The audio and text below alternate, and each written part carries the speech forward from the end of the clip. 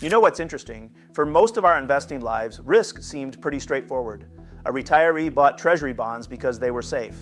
A pension manager bought the S&P 500 because America was expected to grow.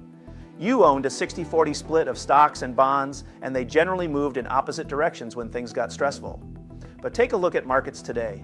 The major indices are down a couple percent. Bitcoin's down more. Gold and silver are down even more. And here's the thing. The conventional wisdom that's shaped how we think about risk, all of that was built during one of the most unusual periods in modern history. For nearly 40 years, we've lived under globalization. China became the world's factory. Europe integrated deeper. Computing lets companies coordinate production across continents. Goods became cheaper. Inflation drifted lower. Interest rates fell. Investors who came of age during that period learned to view globalization, low inflation, and falling rates as permanent. But the world is changing. You know what's interesting? Utility executives are fielding calls from tech companies desperate for electrical capacity that doesn't exist. Governments are negotiating over semiconductors and rare earth minerals the way they once negotiated over oil.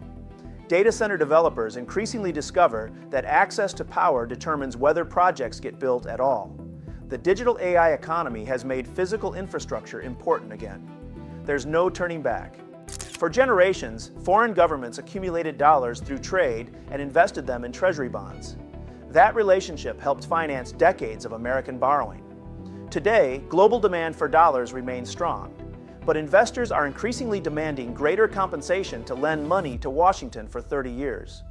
During the globalization era, long-term yields would normally have followed short-term rates lower. Instead, 30-year yields climbed above 5%. Foreign reserve managers are diversifying more actively. China is developing payment systems outside traditional dollar channels. Well, those decisions eventually work into mortgage rates and business investment decisions throughout the economy. Artificial intelligence offers perhaps the clearest example of how the world has shifted. The reported use of advanced AI models inside intelligence operations reveals how rapidly the distinction between technology and national security has disappeared. Software capable of identifying vulnerabilities, analyzing massive quantities of information, and automating decision-making carries obvious commercial value. The same capabilities carry equal value for intelligence agencies and military planners. Computing infrastructure becomes questions about energy. Model access becomes questions about national security. Investment becomes questions about strategic advantage. Technology firms now negotiate not only with customers, but also with governments seeking influence over systems considered vital to future competitiveness. During globalization, investors generally treated governments as referees. The Great Race has changed that entirely. Tariffs now influence industrial investment. Export controls shape technology markets. Energy policy determines where data centers are built. Government subsidies locate semiconductor plants. Companies in strategic industries build plans around government decisions.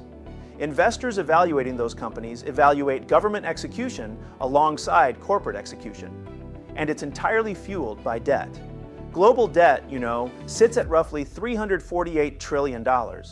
Global equity sits at roughly $136 trillion. Debt is more than 2.5 times the size of equity, and that ratio has been getting worse for decades. When crises hit, the policy response is always more debt. Bank bailouts, sovereign deficits, central bank balance sheets, quantitative easing, all of it lands on the debt side.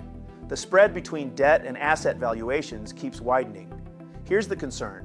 All the build-out spending in AI may be great for Wall Street banks, but it lacks a defined return that makes sound investment sense. Similar concerns accompanied railroads, electrification, and the early internet. Investors funded infrastructure long before they could accurately calculate returns. The infrastructure had to exist first. Returns emerged later. If there's no ROI on the AI build-out, the entire financial system is at risk, again.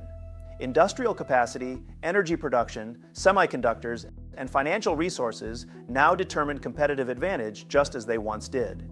The technologies change, the machines get more complex, but the underlying relationships remain the same. The countries that generate abundant energy, build advanced infrastructure, finance large-scale projects, and translate innovation into productive capacity tend to shape the world that follows.